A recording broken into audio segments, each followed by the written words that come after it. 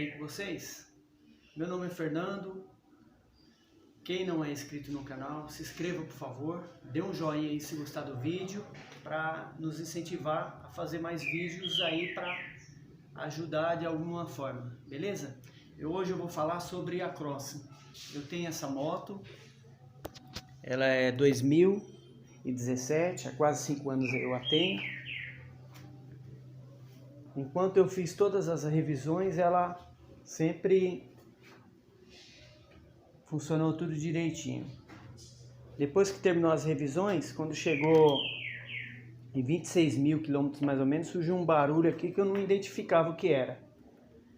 Talvez nas revisões a gente fique um pouco mais acomodado. E aí, esse barulho cada vez mais aumentando. Quando eu apertava, acionava a embreagem e acelerava, ele aumentava. Inclusive até quem estava na garupa notava esse barulho, né? Um barulho de ferro com ferro, é como se fosse um rolamento que estava ruim. Aí eu mandei esticar a corrente, né? Mas mesmo assim o barulho persistia. Por fim, aí eu levei num mecânico, no Piromotos, sou aqui de São Paulo, Piromotos aí na Radial. Aí o mecânico olhou, falou, ó, esse problema provavelmente seja a relação. Trocou a relação, coloquei essa marca.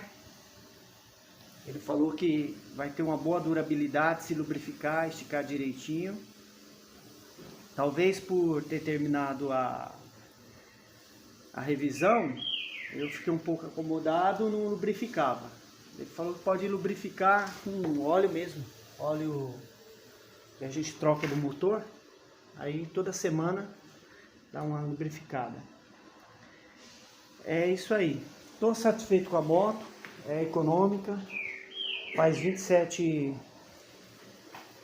km com 1 litro de álcool, ela é flex, né? E 39, 40 km com 1 litro de gasolina. Beleza? Quem gostou, dá um joinha aí. Agora ela tá com 30 mil quilômetros, 668. Tem um amigo meu também que tem uma igual. Quando chegou em 30 mil quilômetros, ela não tava entrando a marcha. Assim, quando ele parava, ela não estava entrando a marcha, ela dava uns trancos. Aí disseram para ele que era embreagem e tudo, mas ele também trocou a relação e o problema parou. Não era outro defeito nenhum, nem motor, nem embreagem, nem nada. Era somente a relação mesmo. Beleza? Um abraço a todos aí, ficam com Deus, até o próximo vídeo, se Deus quiser. Um abraço.